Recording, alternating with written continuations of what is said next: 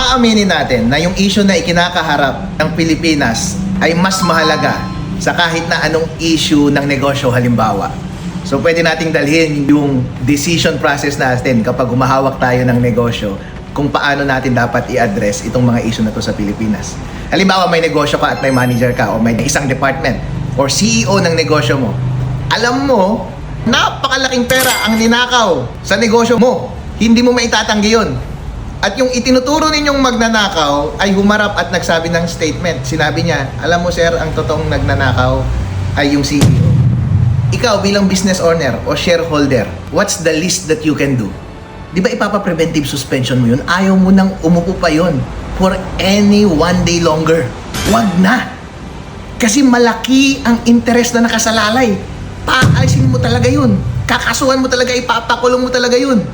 Kung ganun ang gagawin mo sa isang business na hindi mo maitatanggi na mas maliit ang importansya niya kaysa sa interest ng Pilipinas, dapat hindi tayo magsettle for anything less pagdating sa problema na ito ng Pilipinas.